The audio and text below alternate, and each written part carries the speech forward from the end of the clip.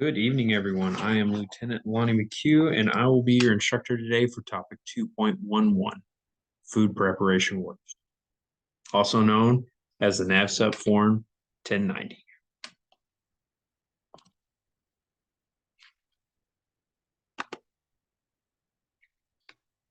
Our enabling objective for today is to audit the food preparation worksheet, NAVSUP Form 1090, in accordance with appropriate policies and procedures.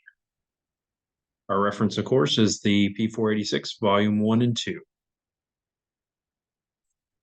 Today's topics include the purpose of the 1090, the personnel involved in the 1090, preparation and completion of the 1090, and then we'll roll into summary and review.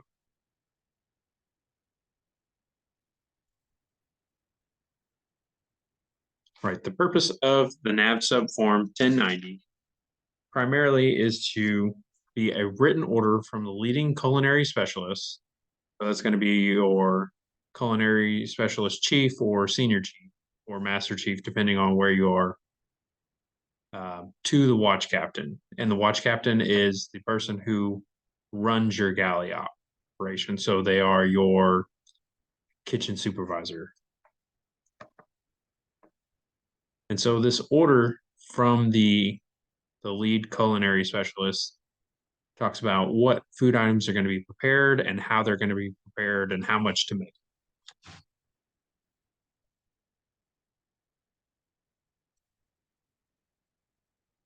Discussion point 2, who's involved? We already mentioned the lead culinary specialist, which is our senior culinary specialist. We have the watch captains, which are your galley supervisors, and you don't just have one of those, you have multiple because not everybody's running 24 hours a day, 7 days a week.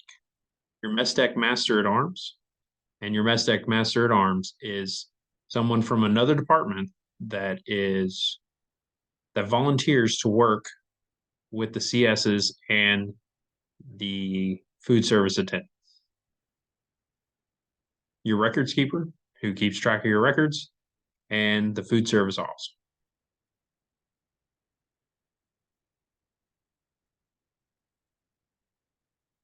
In the form 1090, in the process of filling out the 1090, the leading culinary specialist is the person who prepares and signs the form for each food preparation space. So if you're on a bigger platform, you're going to have multiple galley operations, you'll have bake shops, etc.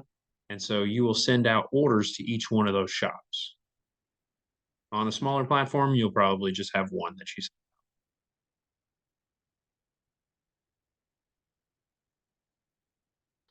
It's very important for the leading culinary specialist to fill out the comments, and we'll break down the 1090 here in a little bit, but it is a quick way for them to give guidance and provide feedback. So if they've seen issues or heard things from other people on the ship, they can say, hey, make sure that you are doing this in the preparation of these things.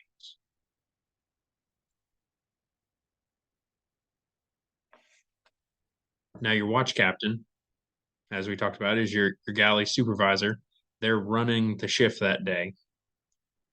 They will review the 1090. So they're going to sign on there saying, yes, I have received this order and I understand it. And if it's a turnover day between one watch captain and another, they will both sign off on it. And when we break down the 1090 in a little bit, you'll see that it's not for just one meal, it's for the entire day. So if you're turning over at lunchtime, somebody will still have to cook dinner, and that's the oncoming team.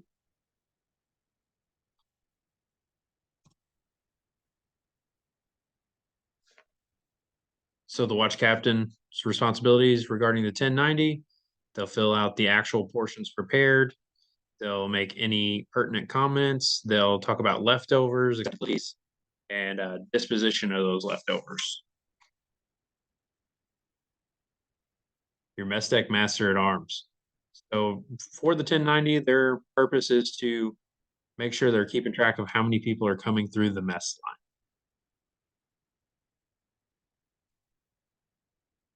Your records keeper is going to take all this data that everybody's putting in, take it from the paper copy that they're using while they're in the galley, and input it into the system. So all your records inventories can be up to date.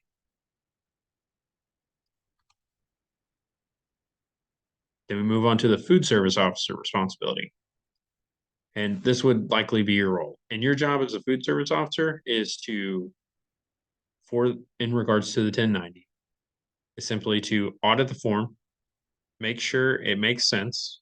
So on here, there's an example, the food order matches what was prepared. Did somebody order lobster from, um, and then serve grilled cheese? So did maybe somebody take that home, or did they serve it to their friends, or did they do who knows what? But you as the FSO, you're going to simply audit this form, make sure it makes sense, do a little sanity check, and that's basically it. All right, moving on to our next discussion point.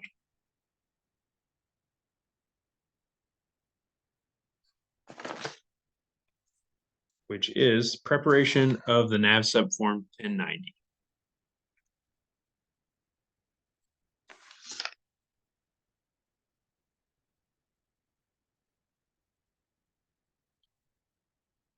Right, as with all of our DoD forms that we have, there is a heading that we have. So the reviewed by signature, which is for you as a food service officer. So that's the last thing that's going to be filled out. The document number, day, the date, the activity, which is your unit's name, your leading culinary specialist, it says leading mess management specialist from old days. Reviewed and received by. This is for your watch captain, and then you will see another reviewed and received by. This is for the other watch captain if it's a turnover day.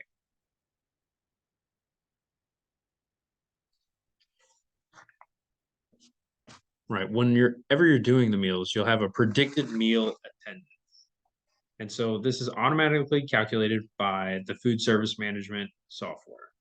It's based on historical data, and it takes into account acceptabilities for food, which we'll talk about how to calculate here in a minute. But it's saying, what are you serving and how much of that have you served in the past? How much leftovers have you had? And it can always be manually changed by your leading culinary specialist.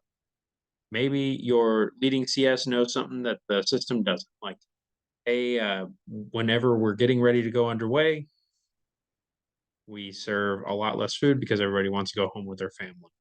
So FSM says we're going to make 200 portions, but I know that we really only need 100.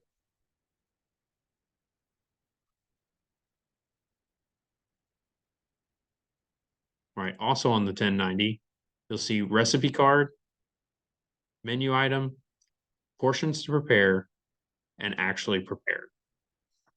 So the recipe card, anytime you're serving a meal in the Navy, you will have a recipe card, and that has very detailed instructions on how you're supposed to prepare that item.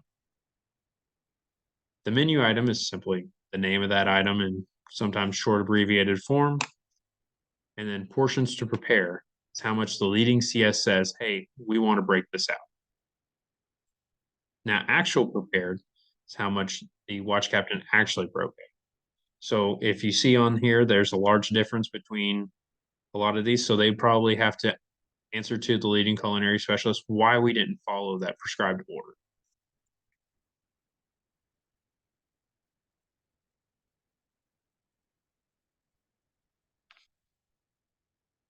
Now, the calculation for portions to prepare is your predicted meal attendance times the acceptability of an item.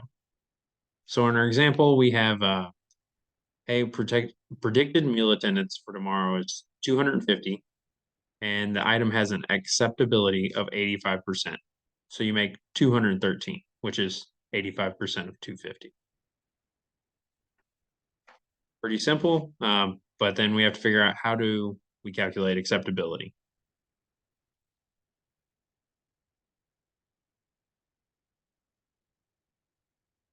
Right, going back a little bit to the 1090, you can roughly see that there are additional instructions. So you have your menu card number, you have the item's name, you have your portions you're supposed to prepare, actually prepared, and then there's instructions. And so these are very important. It's a quick way for your leading culinary specialist to guide the watch captains. Again, so this here says watch timeline closely, chill immediately, cook in batches of 50.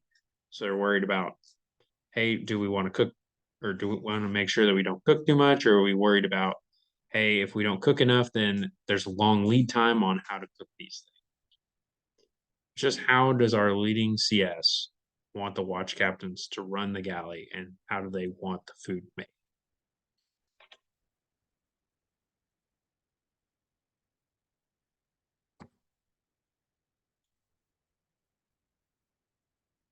All right, moving on to completion of the NAVSUP Form 1090, which is discussion point 4.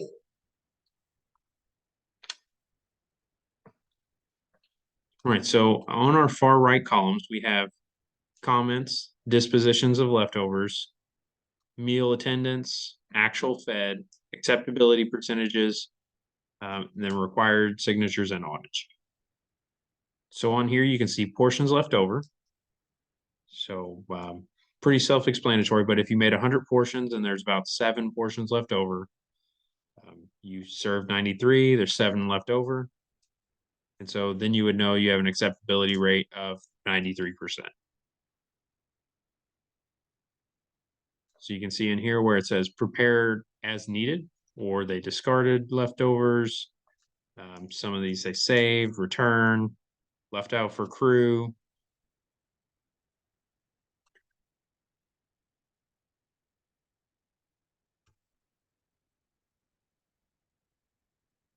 Right, let's move into meal attendance versus actual.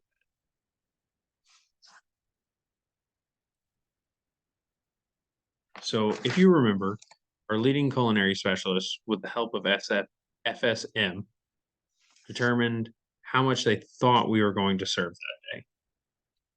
And then our mess tech master at arms keeps track of how many we actually serve. And you can see these on the far right of this grid. So predicted, we thought we were going to serve 83. The mess deck master at arms counted 89. And then we can determine that that was, well, then we need to get how much we're allowed. And we get that from the ship's muster report. So we'll get that from the admin department. And then you can see the percentage here. So we have allowed, 45% of that is our actual.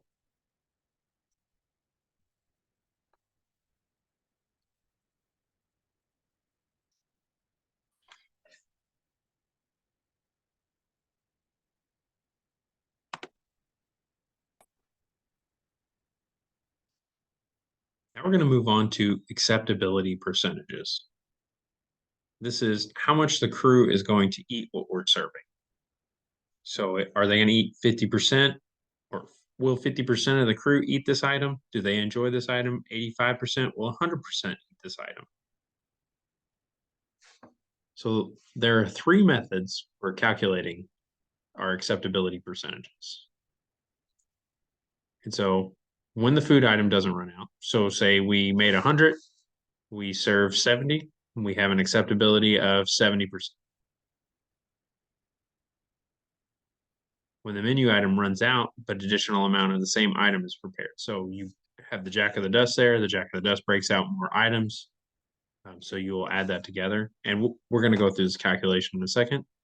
And then when the menu item runs out and is substituted with an alternate food item with equal or higher acceptability.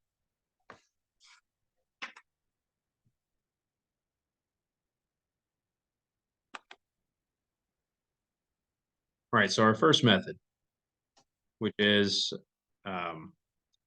we had leftovers, we didn't have to make any more. So we prepared 175 portions. At the end of the meal, 21 portions were left over. So we fed 265 people.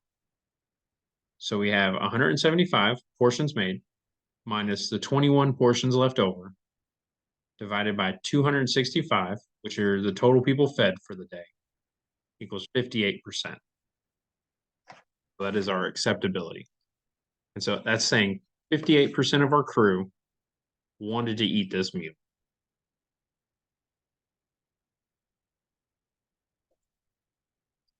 All right, our second method is our original portions prepared plus additional portions. So in this scenario, we had to break out more food. Wasn't a big deal. We just broke it out. We made more because we could make it fast enough to cover the full meal time. We had the original portions prepared plus the additional that we had to make. Then we subtract the leftovers, say we made too much. And then we have the actual serve. So that calculation would be, hey, we prepared 196. We had to make 40 additional. At the end of the night, there were 12 left over. So that's 224 total. And then we fed the crew of 260 today. So that means 224 divided by our crew size of 260 is 86%. I want to say crew size, that's the people that ate on board that day, not our entire crew.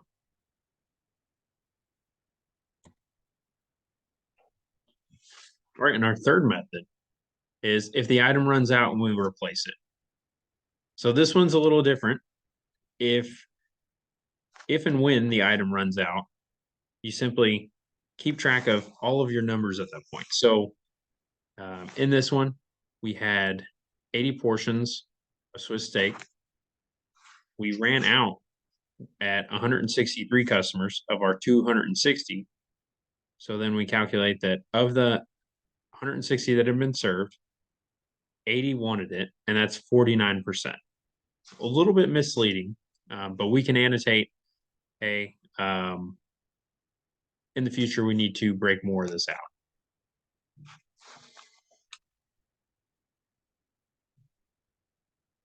And that was our 3 methods for calculating acceptability.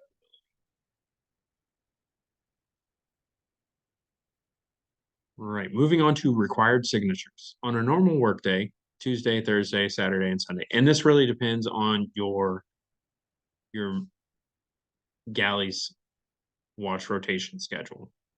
So if it is a day where you just have one watch team on, then you will only have one signature. If you have 2 watch teams on, you'll have 2 signatures from your watch captains.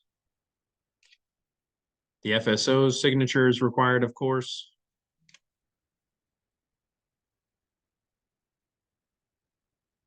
All right. And then we move into the audit. So this is an inspectable item for SMC. And so you need to make sure that you manage it appropriately. It will also help you minimize the waste in your galley, and it will increase communication. So our big line items that we wanted to take away from today are the 1090 is a written order from the lead culinary specialist to the watch captains. The lead culinary specialist enters the predicted amounts of servings that you're going to have today with the help of FSM. You get the amount allowed from your admin department. If it's a turnover day, both your watch captains sign.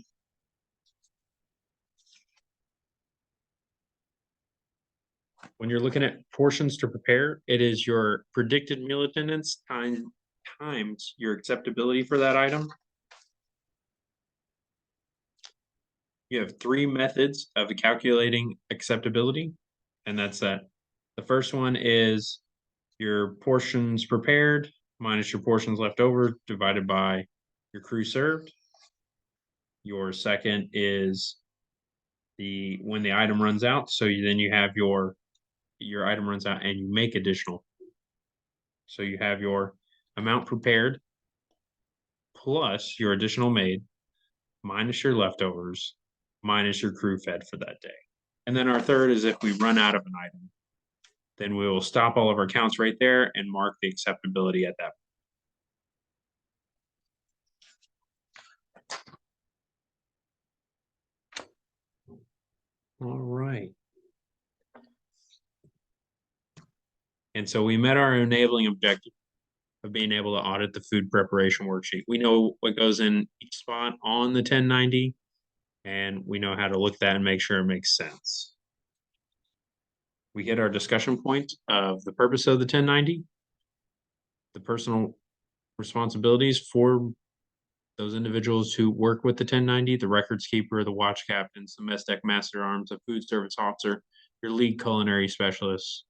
Talked about the preparation of the 1090 and the completion. And we already talked about these for a review. And if you have any questions, please put them in the comments below or send me a text, and I will help you as quick as I can. Have a good evening and see you all next time.